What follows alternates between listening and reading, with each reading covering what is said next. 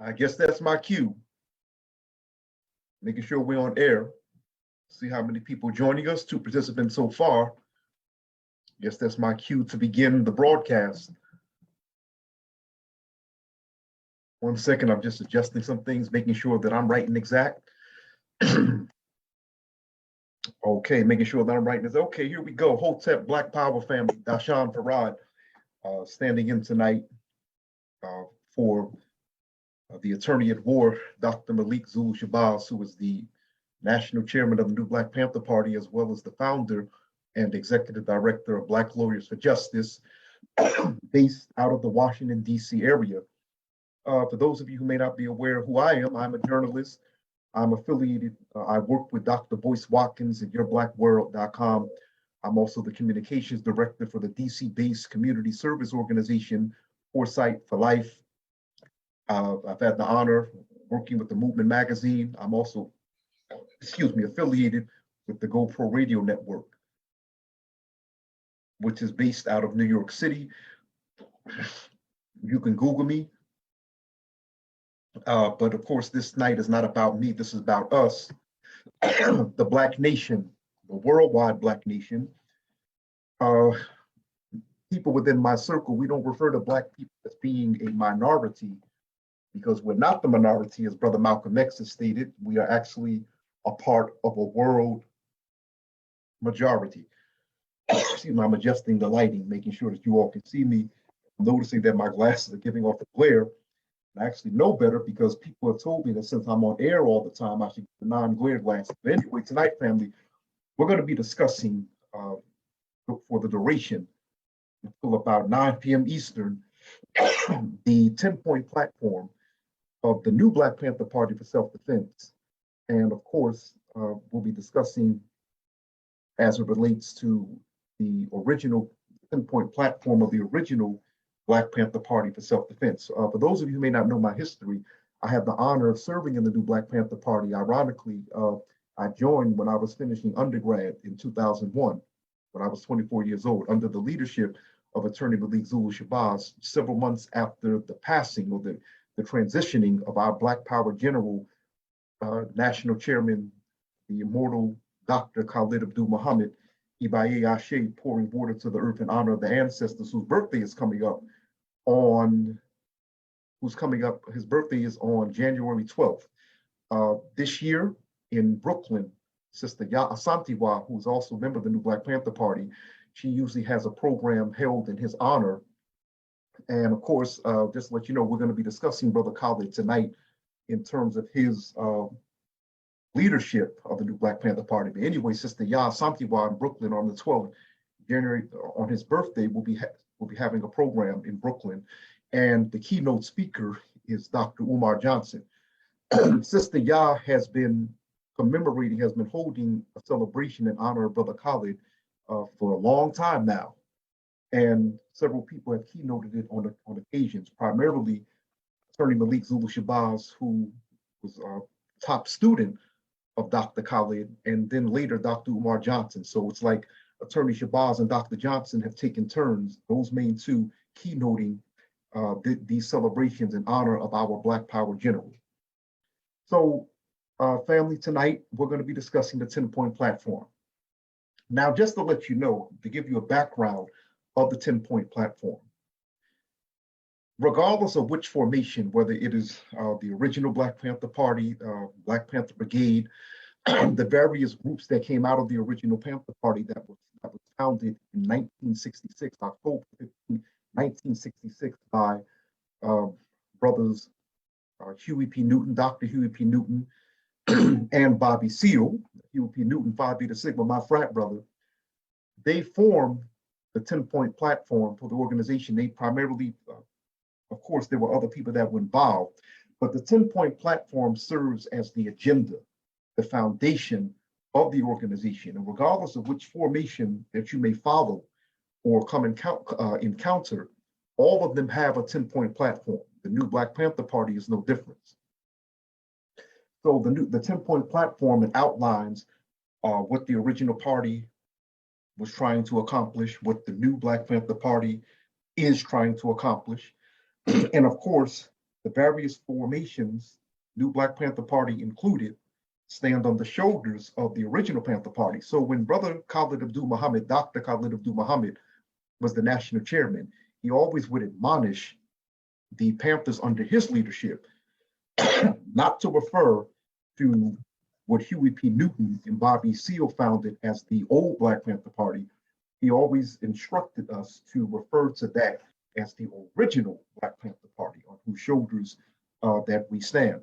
Now, keep in mind, yes, there have been differences between some of the members of the original Panther Party and the new Black Panther Party, but don't let the white media tell you that every single original Panther is against the new Black Panther Party. Even under Brother Khalid Abdul Muhammad, you had original Panthers, and even now, original Panthers in the new Black Panther Party. Some of them serving as advisors, some of them serving as foot soldiers, and even as officers, even some serving on the National Central Committee. Okay, so don't let people outside of our community or confused Negroes confuse you or try to confuse you. So we're going to get right to it right now, and I'm going to give you just a background of the Black Panther Party. Huey P. Newton and Bobby Seale.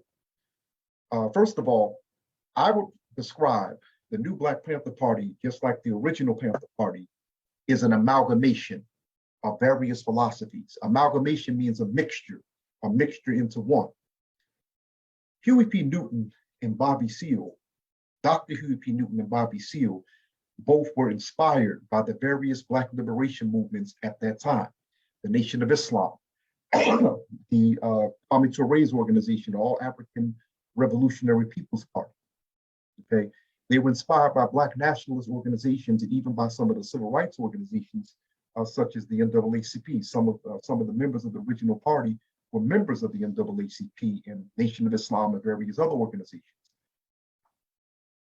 They were started at a time when many African Americans were becoming disenchanted with the nonviolent philosophy of the immortal Reverend Dr. Martin Luther King Jr.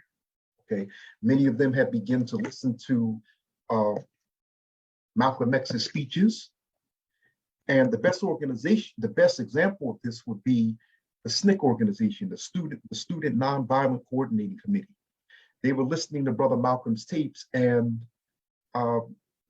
they became disenchanted with the nonviolent philosophy of Dr. King and most of the civil rights leaders at that time, and the assimilationist ideas that were being put forth by many civil rights leaders. And so they began to move more towards Black nationalism, armed struggle.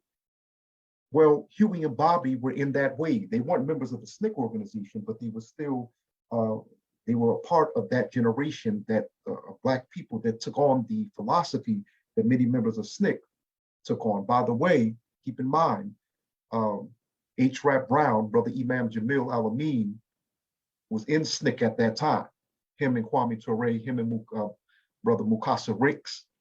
And H. Rap Brown joined the Panther Party. Now he's currently serving time in jail for a crime that he didn't commit. And we're asking you to free Jamil out. We're demanding that you free Imam Jamil Al-Amin and all political prisoners. We say free them all. Okay, so anyway,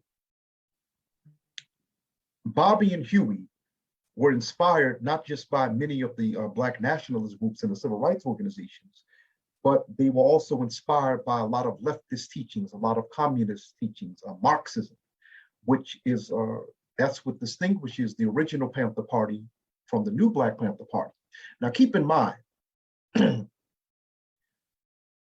many of the original Panthers, particularly on the West Coast, in Oakland and that area, California, the Bay Area, California, many of them were inspired by Marxism. Even though they were pro-Black, they were not necessarily pro-African. Now, what do I mean by that? If you read the autobiography of Assata Shakur, she speaks about how, if you notice on the East Coast, many Panthers in New York City and Philadelphia and New Jersey, many of them have African Swahili Islamic names. Assata Shakur, Matula Shakur, Jamil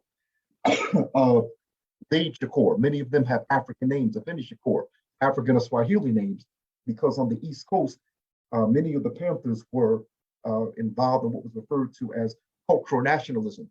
They fell in line with many respects with Dr. Maulana Karenga, who in Los Angeles, Dr. Maulana Karenga, who's the founder of Kwanzaa, he had established the US organization. US means just that, us, meaning us as Black people. He and members of his organization, or the Kawaida movement, identified as, they described themselves as Black cultural nationalists. There's a difference now between Black nationalism and Black cultural nationalism. Black nationalism says that Black people should be in control of our own communities, businesses, politics, hospitals, et cetera, et cetera. You know, many of us have heard this. Whereas Black cultural nationalists say, well, yes, we should be in control of all that, but we need to return back to Africa in some way or another, beginning mentally, okay, culturally. And so you'll find Maulana Karenga in a lot of the, at that time, a lot of the Black cultural nationalists, these were our brothers and sisters that would wear African garb. They would take on African names. They would follow African traditions. You know, we just finished celebrating Kwanzaa on January 1st. Kwanzaa comes out of that. Kwanzaa comes out of the Black cultural nationalist tradition. Well, many of the original Panther members, they didn't identify with that. They were pro-Black, many of them, but they weren't necessarily pro-African. They were not necessarily pro-African culture. Many of them were inspired, like I said, primarily, you know, by white leftists, communists, Leninists, Marxism. And you'll find that in a lot of the literature of the original Panther Party. Remember, they were famous for selling Mao Zedong's Little Red Book. Anytime you hear the original Panther Party, you'll hear people talk about the Little Red Book, which actually was the ideas of Mao Zedong. Okay, you know, Mao Zedong out of China, he was a communist. He helped lead the Chinese Revolution, kicking white people out of China. So a lot of the Panthers, like I said, you know, a lot of the Panthers, they have subscribed to that, but they were not knowledgeable on African culture. And at a certain point, several times, there were clashes between the Panther Party and the US organization over political philosophy, cultural philosophy. Okay, and so many people oftentimes will criticize the Panther Party for having politics without culture. And many people will criticize the US organization, or the Black cultural nationalists, for having culture with no politics. You understand where I'm coming from, okay? And so you can actually see this reflected in the original 10-point platform. You find a lot of grassroots ideas, but you also, you know, you find some of the Marxist and the Leninist ideas, you know, being anti-capitalist, if you would, okay? So here's what happened. Dr. Khalid Abdul Muhammad joins the new Black Panther Party in 1997. He had already been friends with Aaron Michaels and them since 1994, because when there was an assassination attempt in 1994 in Riverside, California, on Brother Khalid, Aaron Michaels and members of his organization, who at that time, I believe there was only 2 chapters in Texas. The new Black Panther Party was founded in 1989 in Dallas, but I believe that at that time there were only 2 chapters, Dallas and Houston. Okay, Aaron Michaels, Brother Captain David Foreman, who was the Minister of Defense. Okay, remember Khalid is from Texas. He's from Houston, so he had a lot of ties in Texas. Aaron Michaels and members of the new Black Panther Party came to Brother Khalid's hospital bed after he'd been shot, to provide security for him, because at a certain point, I believe at that point, security, actually, no, I'm not going to say that. No, I'm not going to say the security was, that Nation of Islam security was pulled off him at that point. Attorney Shabazz would probably know better than me, but for some reason, the FOI, I don't think they were at his hospital room like that. So they came to his aid. Khalid joins in 1997, the new Black Panther Party. In 1998, he is elected national chairman of the new Black Panther Party for self-defense. And under his leadership, it will go from 1 or 2 chapters to several chapters. It will become a national organization. You know, Brother Khalid had brought in that same energy that he had brought in the Nation of Islam under Minister Farrakhan, to help Minister Farrakhan rebuild the Nation of Islam. helping the Nation of Islam under Minister Farrakhan's leadership to once again become a national, then international organization. Khalid brought in that same energy. Brother Khalid, before joining the Nation of Islam, I think in 1967 or 1968, I believe it was 1968, after hearing Minister Farrakhan was a keynote speaker at a program at Dillard University, Brother Khalid's alma mater, and at that time, Minister Farrakhan was the national representative of the Honorable Elijah Muhammad. So he was speaking at college campuses across the country.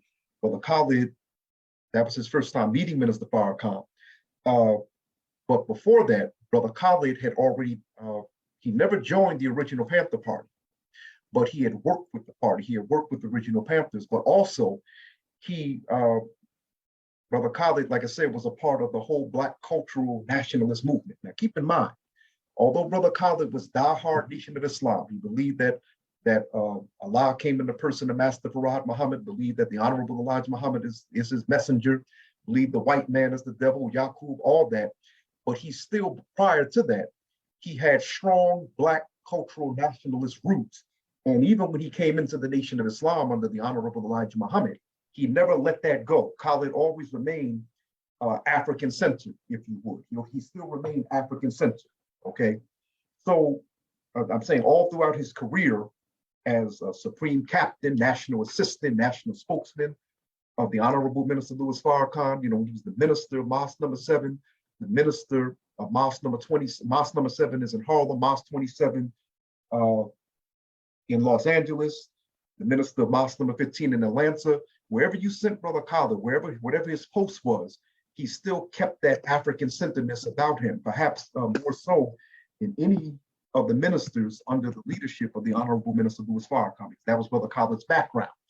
And Minister Farrakhan said that when he first met Khalid had on a dashiki and an African medallion with a big afro when he first met him, when he picked him up from the airport to bring Minister Farrakhan to his campus to speak. Okay, so once again, Khalid never let that go. He never let go of his nationalist, his Black cultural nationalist roots. And that's why when you look at lectures of Brother Khalid, while he was Minister Khalid under Minister Farrakhan, he would sometimes say, we bear witness, to Allah. We bear witness to Osiris, we bear witness to Obatala. He was saying this as a nation minister, and he perhaps was the only minister that could actually get away with that under Minister Farrakhan's leadership, to mention the names of so-called African deities. And when I say so-called African deities, of course, from an Islamic perspective, most Muslims would say, well, that's shirk, okay? But when I say so-called deities, remember, as Professor James Small said, the term deities and gods, that's actually a European concept. It's like a white Arab concept. We didn't call them deities or gods. They were just expressions of the one God. Okay. So anyway, Brother Khalid brought that into the new Black Panther Party. And you can see it reflected within the new Black Panther Party's 10-point platform. And so tonight, I'm focusing on the 10-point platform of the new Black Panther Party. And of course, I just made the connection between this 10-point platform and the 10-point platform of the original party, giving respect to the elders of the original Panther Party who were still around. But we still say, Ibae, let it be said, Ashe, it is agreed. We pour water to the earth in their honor because it is within African tradition or Black tradition to always give homage to our African ancestors. And in the new Black Panther Party, regardless of which formation, most of the chapters would always start with giving libation. The chapters are supposed to have a minister of culture.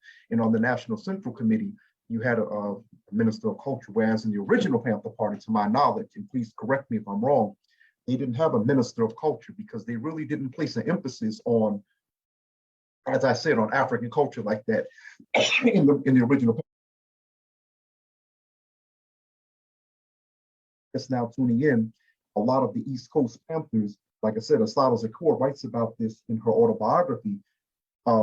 You'll find that many of the East Coast Panthers had African and Swahili names: Asada Shakur, Afeni Shakur, Mutulu Shakur, Zaid Shakur.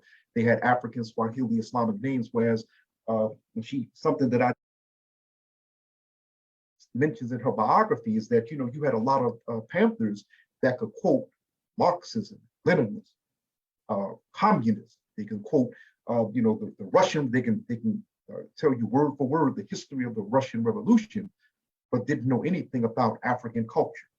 They didn't know anything about Ghana, Yoruba culture, Akan, Ifa culture, ancient Kemet. They couldn't tell you about that, but they were pro-Black. So in the new Black Panther Party, Brother Khalid emphasized the importance of we as Black people, we as African people, of reconnecting back to our roots. That's where the Black cultural nationalism comes in. And you'll find that within the 10-point platform of the new Black Panther Party. So I'm going to go through the 10-point platform as concise as possible. Number one, we want freedom. We want the power to practice self-determination and to determine the destiny of our community and the Black nation. We just finished celebrating Kwanzaa. Self-determination in Kwanzaa, as Dr. Karenga said, the Swahili word is kujichagulia, meaning self-determination means that we define ourselves, okay? We tell our own story. As Dr. John Henry Clarke has stated many times, for the past 500 years, the history of Africa and African people has been told by white people and by other non-Blacks, other non-Africans. Okay, so when we practice the principle of self-determination, we are telling the truth about our history. Kemet was not a white civilization. Africans were not swinging from trees before the white man came and got us. Civilization began with Black people. See, that's an example of self-determination. We talk about the Moors. We talk about the Nubians. We talk about Western Africa. We talk about all the civilizations that started out of the Nile Valley and spread into the rest of the continent. Okay, that's self-determination. When we say determine the destiny of our community, the Black nation, we have to stop referring to ourselves as minorities. See, it's amazing to me that over 50 years ago, Black people weren't referring to ourselves as minorities, okay? And, Brother Malcolm has stated at that time, we are not minorities. We belong to a world community as Black people, okay, outside of America. And when Malcolm was the national representative of the Honorable Elijah Muhammad, you see old videos of Malcolm when he was still with Mr. Muhammad. Malcolm was standing in front of Elder Michaud's bookstore. And you notice it's a picture of a bunch of non-white men. And it says, I think it says, we outnumber white people 11-1, okay? Malcolm, was explaining, and that's actually Nation of Islam teaching and Garveyite teaching as well, who the original Panther Party was also inspired by Garveyism. That's why in many cases, they had the red, black, and green flag. But Elijah Muhammad and Marcus Garvey emphasized that Black people belong to a world community and we're not minorities, okay? The rest of the point number one says, now here's the cultural nationalism that I'm talking about now. Once again, we already just finished mentioning self-determination, but this is the further emphasize what Brother Khalid was trying to do. We believe in the spiritual high moral code of our ancestors. We believe in the truths of the Bible, Quran, and other sacred texts and writings. We believe in Ma'at, balance, and the Aguza Saba. We believe that Black people will not be free until we are able to determine our divine destiny. See, that's self-determination again. Now, what did Brother Khalid when he said we believe in the high spiritual moral code of our ancestors? Okay, well, family, I'm a member of the Association for the Study of Classical African Civilization. Brother Khalid was a member of this organization. Most people don't know that. Even people that claim to be students of Khalid, they don't even know what ASCAC is. This was an organization that was co-founded by the immortal Dr. John Henry Clarke, okay? And we study African civilization before the coming of Europeans and Asians, all right? And Dr. Maulana Karenga, once again, Khalid, being friends with Dr. Karenga or being an associate with him, he brings that cultural nationalist teaching in the organization. And so when you are studying Black cultural nationalism or Afrocentricity, a term that was coined by Dr. Molefi Asante, right, you do realize that there were books before the Bible, before the Quran, before the Torah, okay, that existed in Africa, excuse me for coughing. The Huzia, which was translated by Dr. Maulana Karenga, a book of high moral code, the book of coming forth by day, the so-called Book of the Dead, Ptahhotep. All right, these are books that were in existence thousands of years before a Bible, Quran, or a Holy Torah. The Ptahhotep has been said to be, has been referred to as the oldest book in the world. Okay, the principles we believe in Ma'at. Ma'at is the African goddess of balance, reciprocity. Okay, she's always depicted as a woman with wings, and it has been, it can be argued that whenever you see justice in the Western world being depicted as a blind woman, it can be argued that that was taken from Ma'at, you know, because Ma'at represents justice.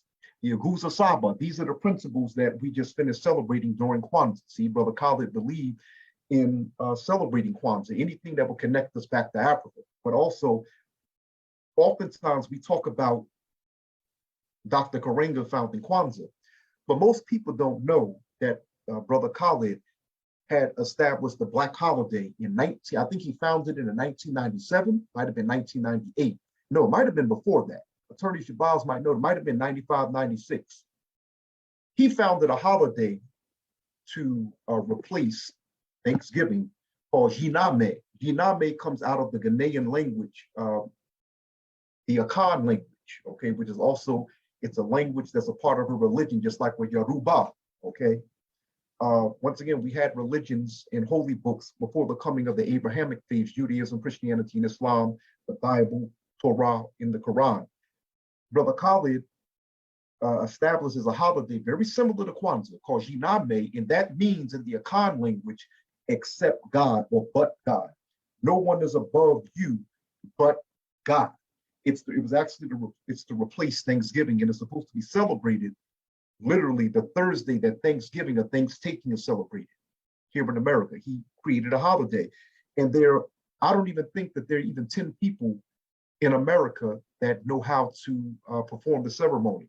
I know 3 of them, Brother Baba Zaid Muhammad out of New Jersey, Brother Divine Allah out of New Jersey, and Brother Yusuf Shabazz out of Georgia. All of them had the honor of serving. I served with all 3 of them, but all 3 of them had the honor of serving under Khalid Abdul Muhammad in the new Black Panther Party and being trained by him. Okay, so Brother Khalid set up a holiday. So once again, he was emphasizing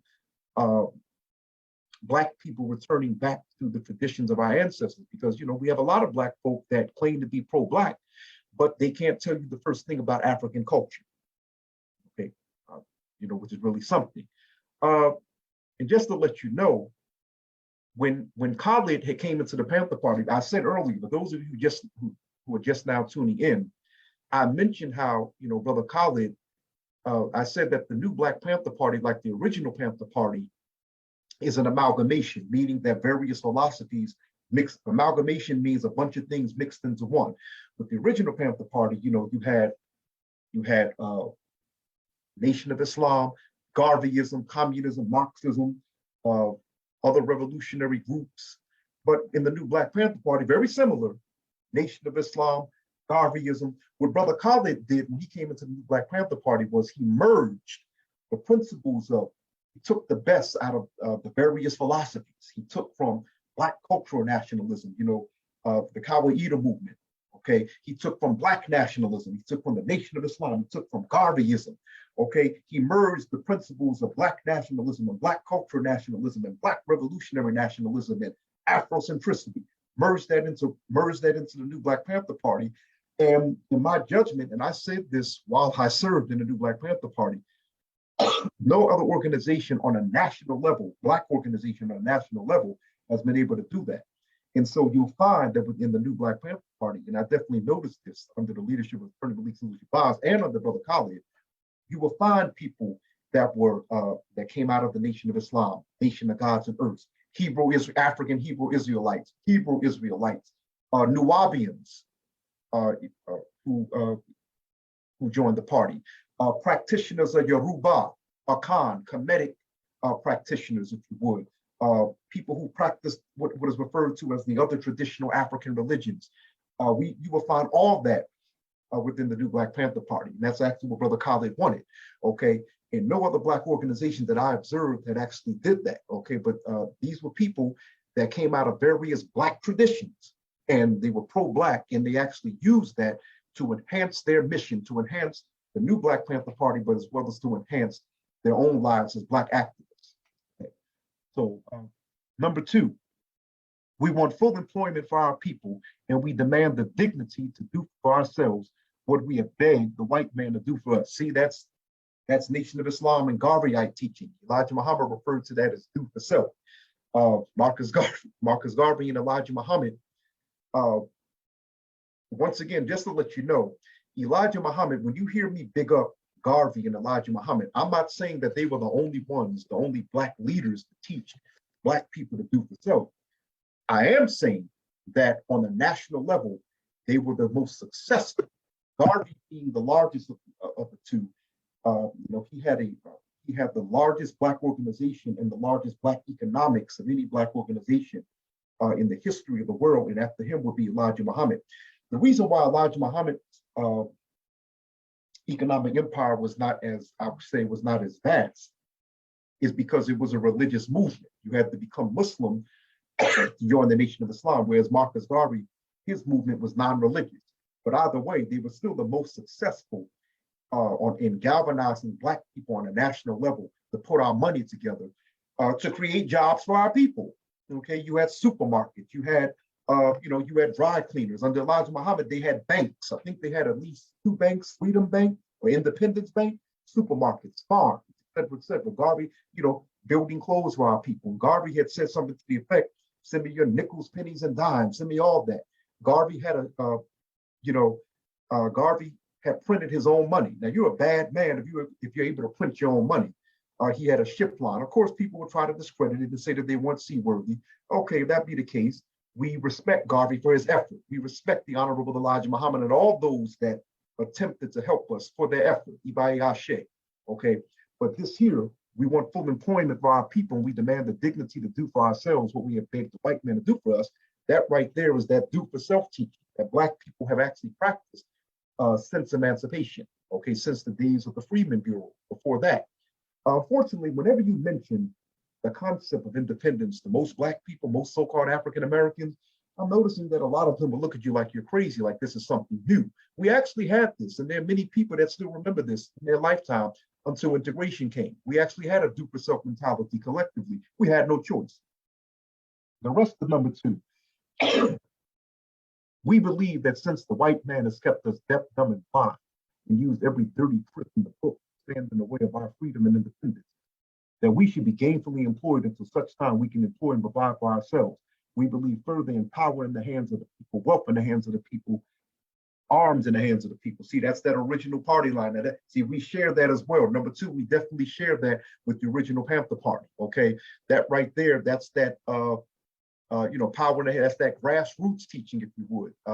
That socialist teaching, that communist teaching, if you would. But remember now, Karl Marx, the founder of communism, had studied, most people don't know this, he studied African communalism. And as Dr. John Henry Clark said, communism, that's a baby. That was nothing new. Karl Marx studied African communalism, where everyone in society contributes to the pot and everyone is able to benefit from the pot.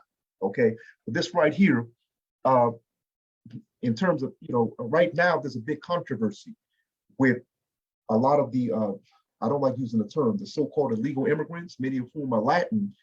The complaint is actually among many Black people. I'm saying, many conscious Black people, like a Umar Johnson, is that, Black folk are fighting for immigrants to get over here.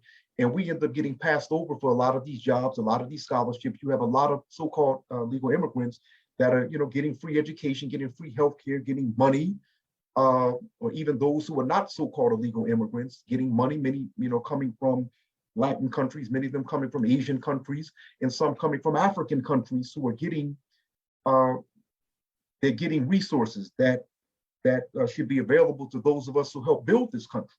Okay, so what we're saying, what's being said in point number 2, is that we should be at the front of the line. In other words, we should be in that first draft round pick when it comes to getting jobs. Since we actually primarily built this country, the wealth of America came about as a result of Black slavery. Read the book by by Dr. Claude Anderson, Black Wealth White Wealth, Black Labor. He wrote that book explaining this. And many people are still unaware of this, that America's wealth came as a result of Black labor, forced Black labor. And whenever people say that Black people are lazy, we weren't lazy when we were building America. Okay, so that's what point number 2 is explaining. Okay, so yeah, point number 2 is explaining that yes, we have to create our own jobs.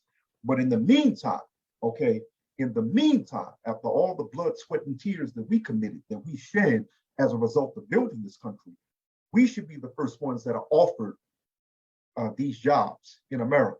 Okay, you know, a lot of Black people benefited during the Great Migration. The reason why so many African Americans ended up in the North during the Great Migration that began taking place in the 20s. Okay, Elijah Muhammad was a part of that Great Migration. That's how he got to Detroit. A lot of them were coming to, they were leaving the South because of the jobs in the North, the factories. Okay, the factories into the 1980s had employed a lot of Black people. I'm talking about if you got a job at a factory, okay, that was a good job. Okay, benefits, and you can retire off benefits. Only one person can work in the house, and with that one job, you can feed a family, buy a house, put children through college. That's how good those jobs were. A lot of the transportation jobs, if you notice, a lot of the transportation jobs that you see to this day, the majority, when you go to these major cities such as Newark, DC, New York City, Philadelphia, Los Angeles, Chicago, okay, most of the transportation jobs, you notice a lot of Black people have these jobs, a lot of older Black people have these jobs, okay? That's because, if my memory serves me correctly, the transportation jobs were among the first to integrate, you know, to employ Black people, you know, benefits, good jobs. Okay, I'm sorry, somebody sent me a text. I was making sure that it wasn't the chairman, you know, telling me to slow down. Okay, but anyway, you know, so we demand full employment. But anyway, what I was saying is that a lot of these jobs, a lot of these transportation jobs and these factory jobs, you know, they were employing Black people. They were amongst the first, definitely the factory jobs were amongst the first to integrate before integration became a law. But I believe that also applies to the transportation companies as well. Okay, but like I said, but at the same time, point number 2 is also saying that, you know, while we're applying to work, okay, because, you know, use that money or employ yourself. There's something that in the Nation of Islam, the Honorable Elijah Muhammad taught. He said, either get a job or create a job for yourself, okay? And so he said, you know, if you're gonna work for the white man, fine, work for the white man, you know, you're gonna get an honest day's work. But at the same time, you know, create a job for yourself so you won't have to beg anymore, right? Point number 3. In fact, hold 1 second. I'm just making sure I didn't leave anything out discussing point number 2, okay? We want tax exemption. This is point number 3. And an end to robbery of the Black nation by the capitalists. We want an end to capitalist domination of Africa in all of its forms: imperialism, criminal settler colonialism, neocolonialism, racism, sexism, Zionism, apartheid, and artificial borders. Family, I recommend that you read 2 books. One, a book that came out in the 1940s by the immortal Dr. W.E.B. Du Bois. Now, family, before you start snapping on me about Dr. Du Bois, oh, he sold out Marcus Garvey, okay? Dr. John Henrik Clarke had referred to W.E.B. Du Bois as the best intellectual that Black America ever produced. Yes, he referred to him as arrogant. He was, you know, he was from the Black bourgeoisie. And so a lot of Black bourgeoisie, Black folks feel that they're better than Black folks who, you know, may not be as educated, okay? Yes, you know, he's the type of person you would never take him out with you, you know, to the bar or to you know, to a restaurant just to sit down. But we as Black people have to stop using every little flaw that our leaders have as a result of discrediting them. He had flaws just as Garvey had flaws.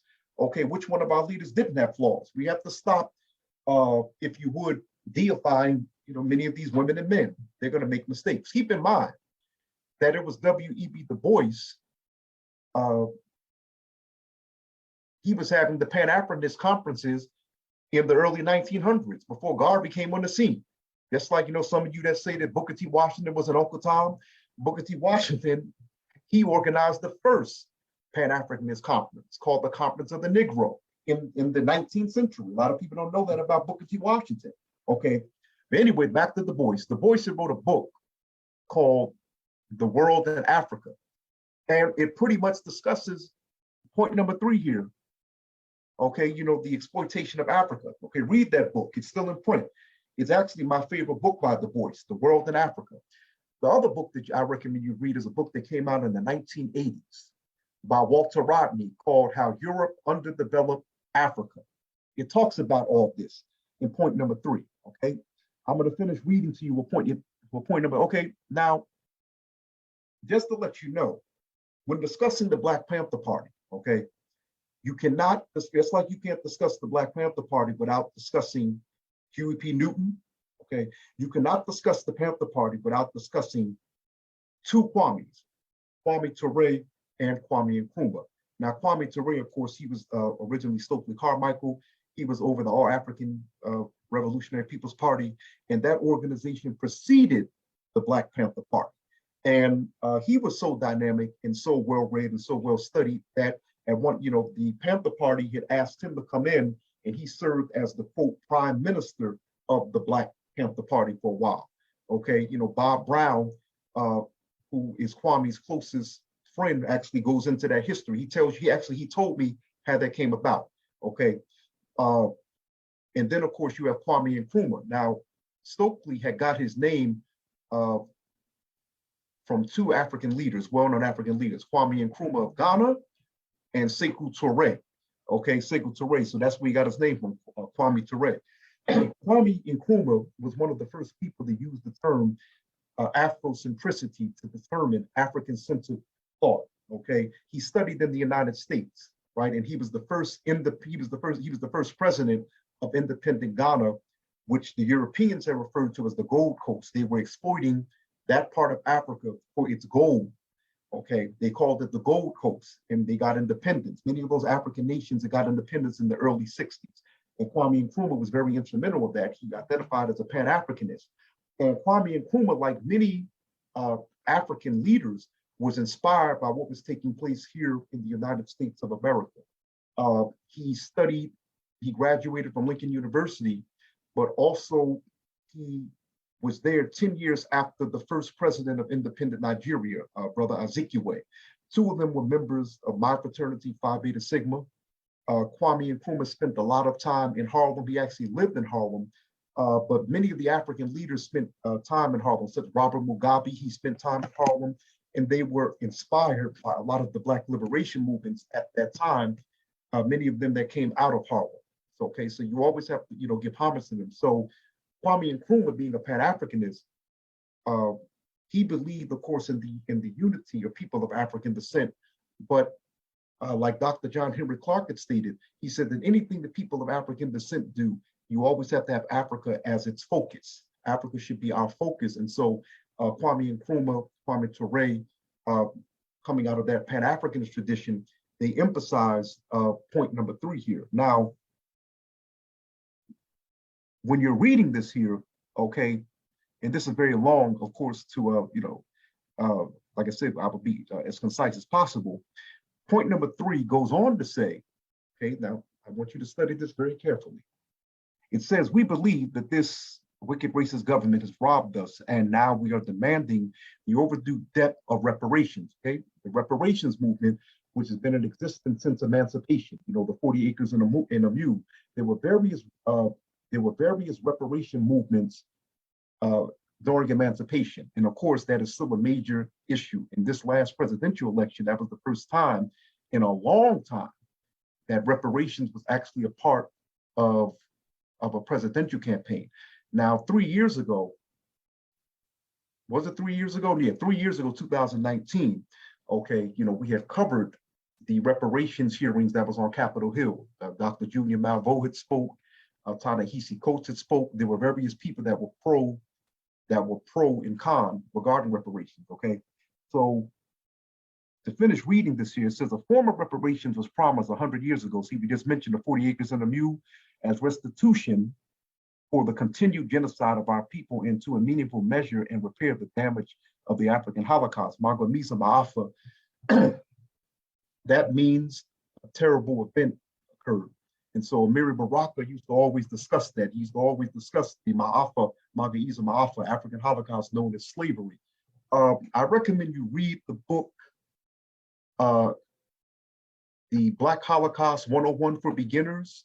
That brother is out of DC, but his book is still in print. It talks about the tragedy of slavery, the traumatic effects of slavery. It's a beginning point. Of course, Roots touched on it. If you're gonna, Roots touched on it, of course. But there have been various documentaries, well, I should say movies on slavery, Sankofa. But there's one that was banned for a while that they actually reintroduced in 2003. You can find it online. It's called Goodbye, Uncle Tom. Some versions it's called Farewell, Uncle Tom. And it actually gives a horrific description of what went on during the Magwamisa Ma'afa African Holocaust known as slavery. Let's continue. We're still at point number 3. Okay, and because of all this, because of the tragedies of neocolonialism, tragedies of criminal settler colonialists, with European nations and now China taking over African nations, okay, in the name of creating infrastructure, exploiting the resources. And of course, the biggest resource of Africa is us. People who support reparations, this is the rationale for people that support reparations, is that, okay, because of the damage that has been done to people of African descent, okay, we deserve compensation for that. I just finished saying that the wealth of America was built primarily as a result of forced slave labor, Black slave labor, okay?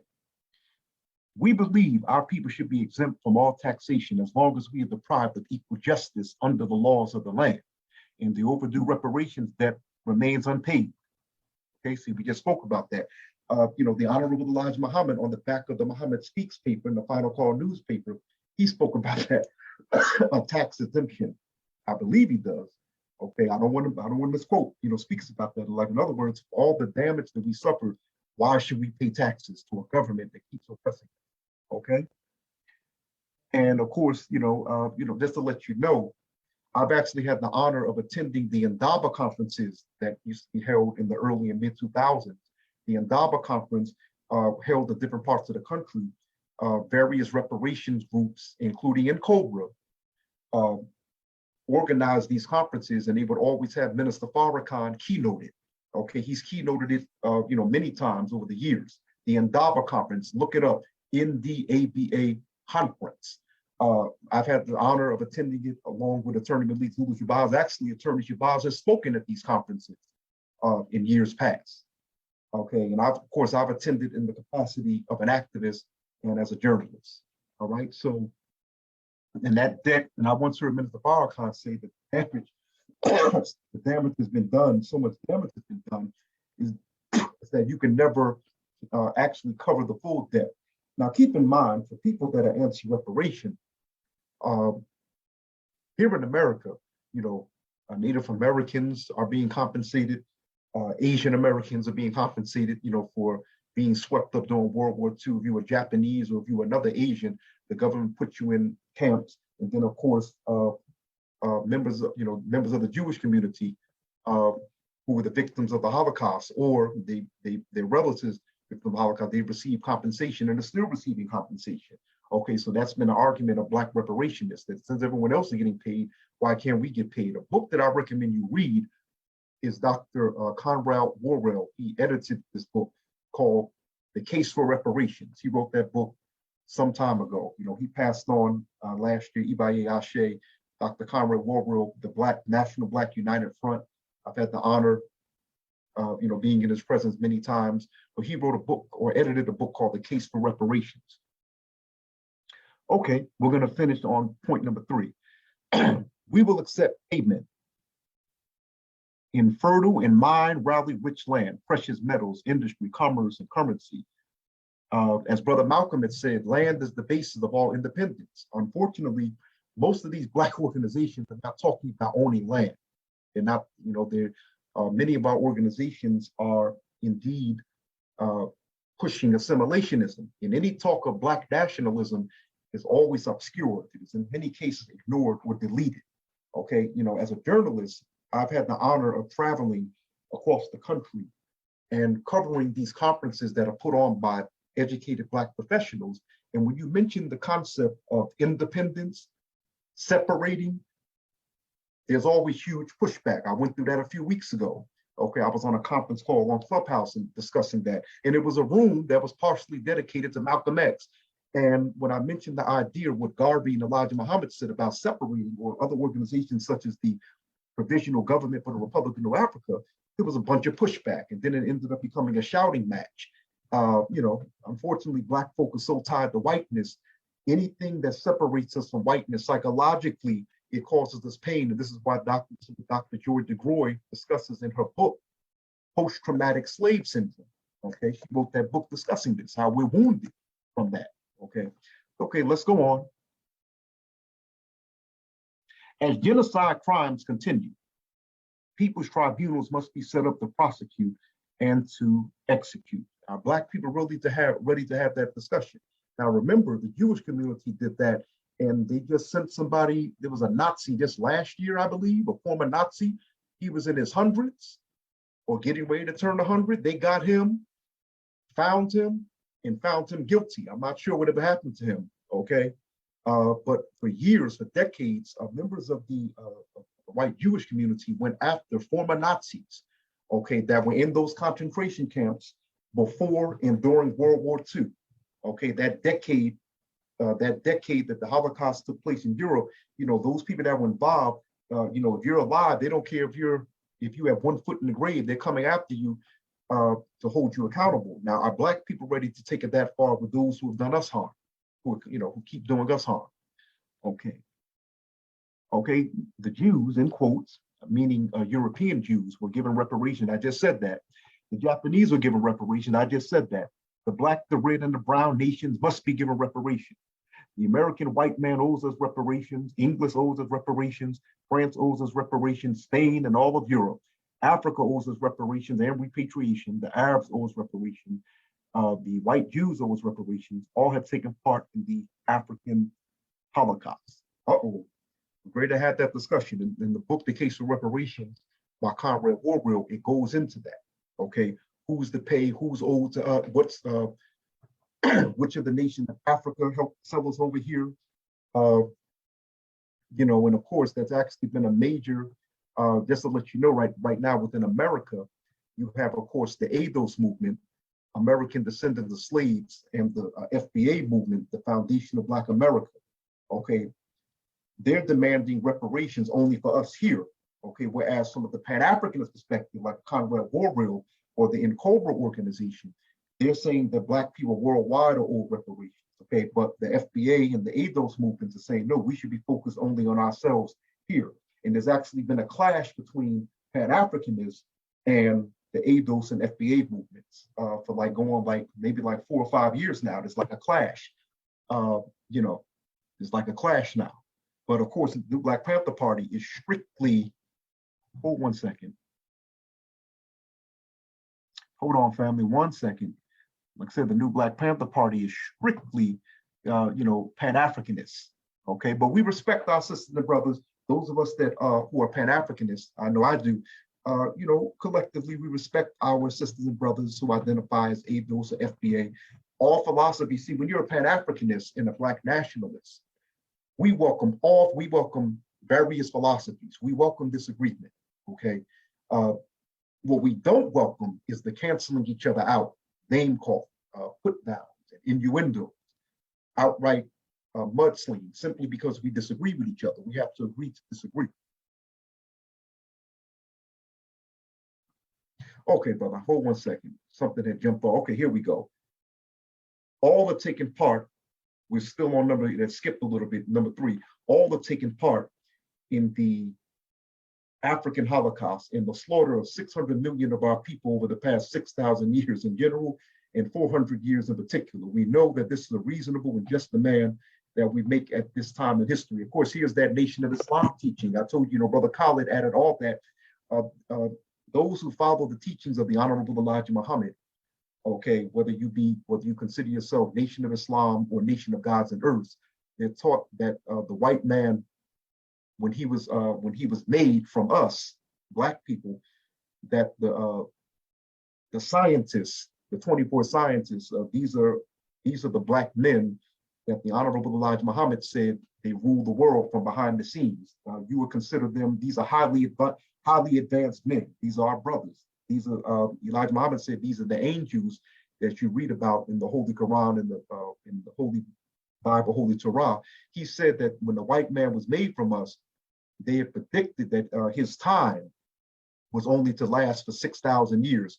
And since the white man has been alive, he has killed 100 million of the original people. So that's where that number comes from. So that's Nation of Islam teaching. As I said, just like the original Panther Party, for those of you who are just now tuning in, just like the original Panther Party, the new Black Panther Party is an amalgamation, meaning it's a mixture of various beliefs into one. Okay, that's what Brother Khalid did. He brought in Nation of Islam teaching. He brought in the Qaeda movement, Afrocentricity, Black cultural nationalism, Black nationalism, Black revolutionary nationalism, Hebrew Israelite, African Hebrew Israelite, Nubians. And here's the thing about Brother Khalid, okay, and Attorney Malik Lewis-Jabbar speaks about this. And by the way, if you haven't already, get the book of Khalid. This is the first biography ever written on the life of Dr. Khalid Abdul Muhammad, written by Attorney Malik Lewis-Jabbar. I'm one of the editors of the book. This is the first comprehensive book on the, like I said, biography on Dr. Khalid Abdul Muhammad. And you can see Brother Khalid evolving. And of course, towards the end of his physical life, you can see Brother Khalid saying that he had borrowed, I believe it was at the meeting of the Masters in the year 2000 in Atlanta. He said that as he evolves, yes, he's Nation of Islam, but he said that as he evolves, he found himself taking from various philosophies, the Black affirming philosophies, as a part of his evolution. Okay, so and I heard Attorney Malik Lewis-Jabbar say that him and Khalid, what they would do, they would study the philosophies of the various Black organizations. Okay, not just Nation of Islam, but the Nubians, Qaeda, Afrocentricity, Hebrew Israelites, African Hebrew Israelites, the Kemetic community, et cetera, because as you know, we as people of African descent, we are very diverse, if you would. Okay, and here's the thing.